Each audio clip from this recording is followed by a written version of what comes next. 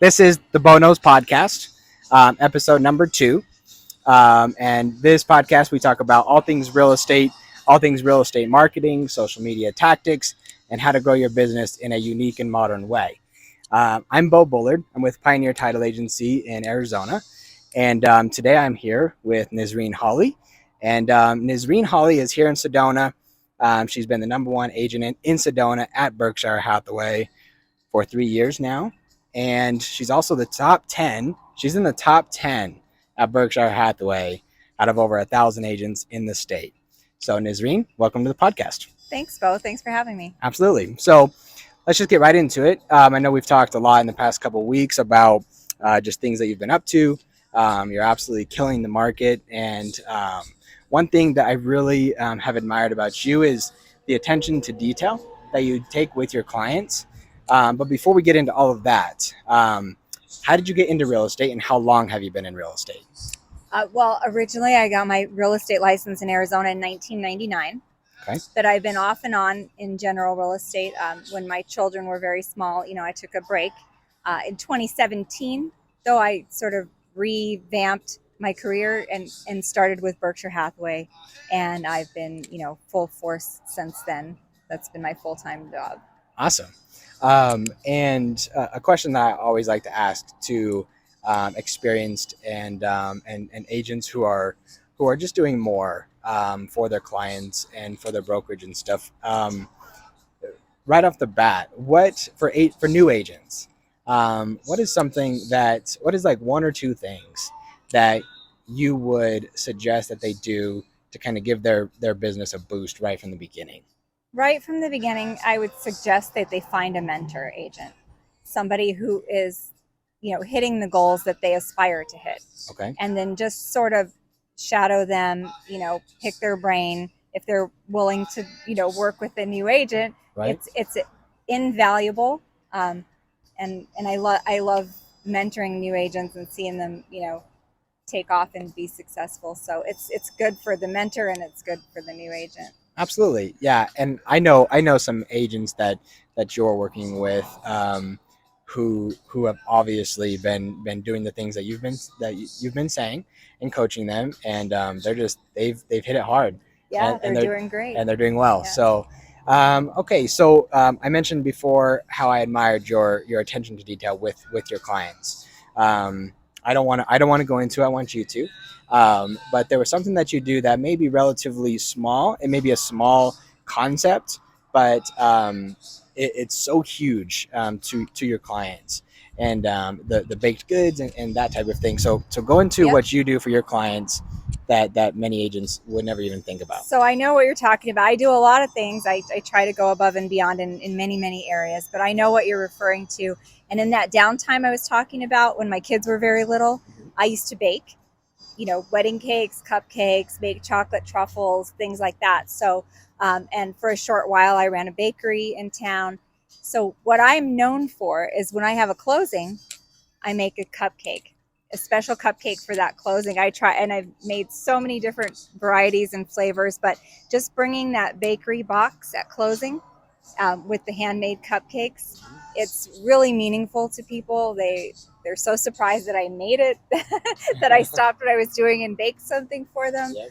And then it's a party, it's a celebration. It's always a happy occasion, when the transaction is completed. So right. Now, with the clients that you do this with for all your clients at every closing. Everyone. Okay, so every closing you do this during the transaction when you're getting to know your clients and before when you've started to work with them.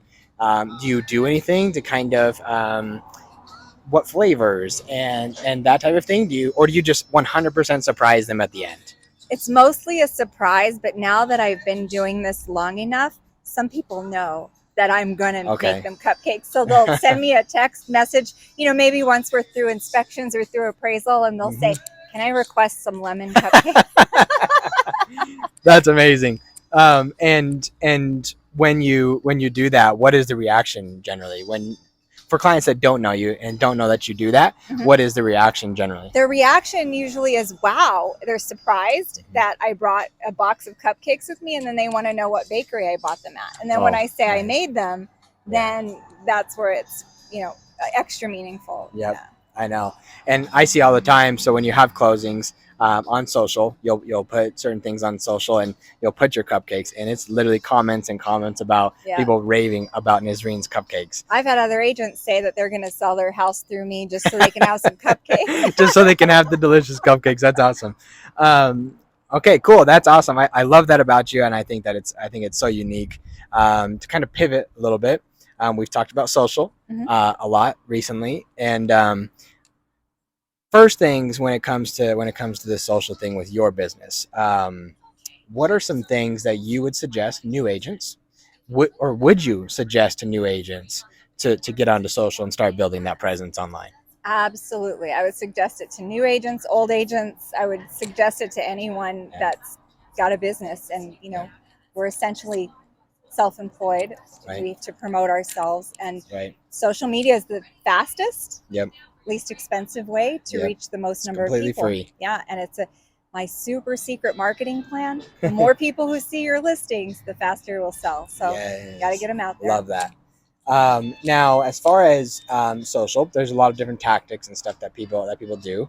You and I have similar tactics as far as we do a lot of the lip syncing, a lot of the silly things.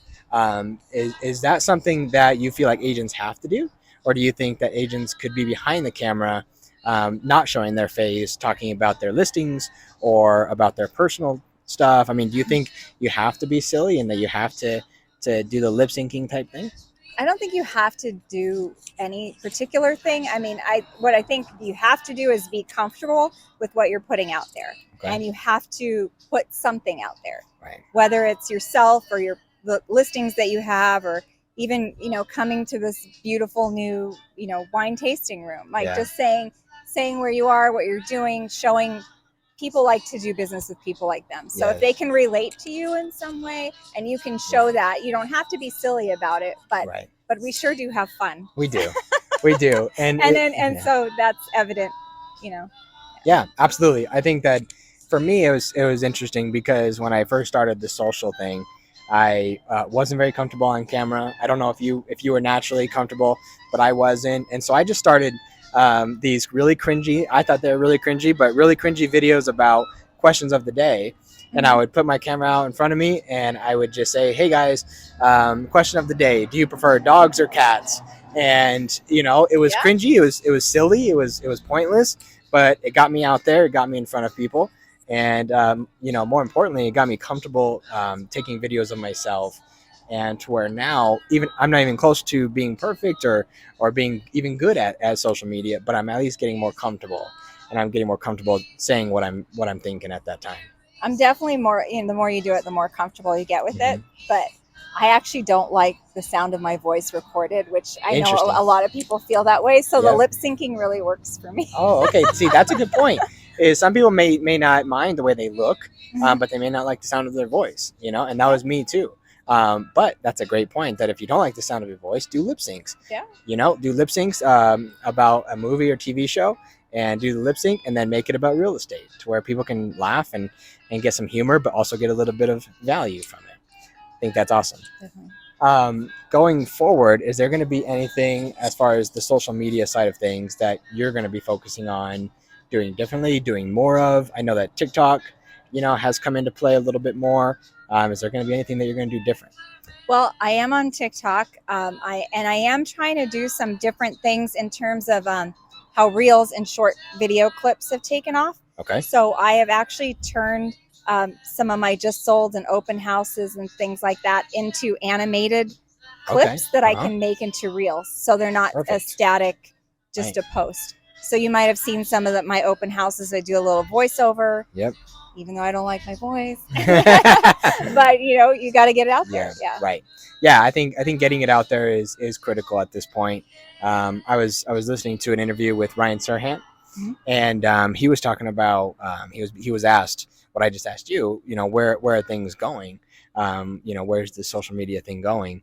And he had said that TikTok is going to be taking over even streamed TV services. So like he compared it to Netflix. He said that young people and people in general They'll be watching Netflix and they'll have their phone out scrolling TikTok, and Netflix goes off and they stay on TikTok if they're being entertained, because it's just constant dopamine hits one after the other. And for me, when I see the number of people who are on these platforms, on these social media platforms, it's a no-brainer for me, for any business owner, especially real estate agents, to be on these platforms because of how much people are on them. Absolutely. You Yeah, know? I agree. Yeah. So I did want to chat with you a little bit about where the market's at. We're in the Okay. Sedona, northern Arizona market. Interest rates are still higher than they have been the past couple of years. Where do you see the market going in this market? So I don't have a crystal ball, so I've got Mm-hmm. to say that. Yep. But where we are right now in this moment is we are in a more balanced market than we've been in Okay. early in this year and last year, and of course in the end of 2020 we had a very low inventory situation, Mm-hmm. and we're largely driven by supply and demand all the time. Right. But now the supply is up, right, and the Okay. demand has leveled off a Become little more bit, normal. right, more Mm-hmm. normal. We're still slightly in favor of sellers in terms of Okay. we have, but we have more choice for the buyers. So I'm not seeing the crazy bidding wars. Okay. I'm not seeing Good. people paying, in January, I'd put a listing on the market. I'd get 15 offers that Right. opening weekend. Right. And the house would bid up sometimes 100,000 more than asking. Right. So now the interest rates are up, the bidding wars are down. Somebody might have a higher monthly payment, but they're not paying more than asking or too much more than asking, because the Right. last listing maybe only got 2-3 offers, maybe went 5,000 above asking, Right. that type of situation. Right. Yeah, I know that I've talked to a lot of agents, a lot of people who are interested in buying, investors and that type of thing. And it seems like buyers are a little bit conflicted on what to do right now. Sellers are still, a little bit eager, being a little bit selfish on still wanting kind of that higher price for their home. But buyers, what I've found, and I would like to know your thoughts on this, is again, interest rates have gone up since the past 2 years. They were in the threes, sometimes even in the twos. Mhm. They were insanely low, and but now interest rates have gone up. But the thing that's been happening recently is price reductions are happening. It seems like left and right, and so buyers are. Do you think that buyers, if you're looking to buy, Mhm. should you wait, or do you think it's a good time to buy now? That is the most common question I'm getting. Is now a good time to buy? So the answer to that, regardless of what the market's doing, regardless of interest rates, regardless of inventory, if you find that property that's a perfect match for you and you can afford it, it's a great time to buy, because ownership is always a better option than renting. Right. You're getting something back, in the long run. And most people don't turn and sell their house within a few months. Yep. Right. Which they usually stay in it 5 to 7 years is the average. And so in this case, since interest rates are high, it's marry the house, date the rate situation.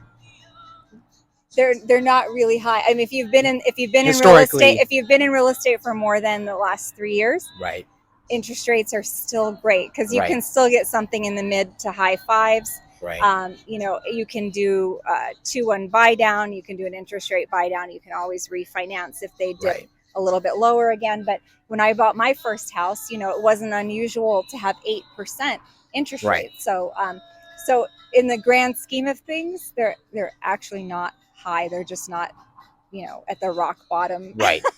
Yeah, I think in 2020 and 2021, I'm sure you'll agree, that was an unusual market. Very unusual. Extraordinary times with COVID. People had no idea what was going to happen with the real estate market, Mhm. and interest rates, just went super low. Prices went super high. It was just a weird market. But today and going forward, sellers. We talked a little bit about buyers. Sellers. What do you suggest sellers if they want to sell? Are there things that they should be thinking about, since prices are not as crazy as they were, and there's not as many offers, there's not multiple offers, there's not bidding wars going on as often. Mhm. In today's world, is there anything that you would let sellers know? Yes. So in terms of the sellers, obviously you have to have your house in like a photo ready condition. We give them a checklist. We assist with that. Put your best foot forward. Yep. Pricing is so important now more than ever. You don't want to overprice. and obviously you don't want to underprice. So and having a realistic expectation. Like right now, our average days on market are running around 67. So Okay. to get a house under contract and all that in 2 months Right. is normally great, Right. right? So Right. don't expect. I told my last seller, don't expect a line out the door the first day and going under contract the next Right. day. Although that happened, Right. Yeah. but it's not going to be the norm now. You know, Right. we're gonna have to do some open houses. We're gonna have to get. It's going to take a little while to get some more people through the door, Right. but just have a realistic expectation of what are the average days on market. How long is it going to take me to sell, and then just an accurate price. Right. Absolutely. I think that's great. Nisreen, thank you for being on the podcast. Before we wrap up, where can the people find you? Everywhere.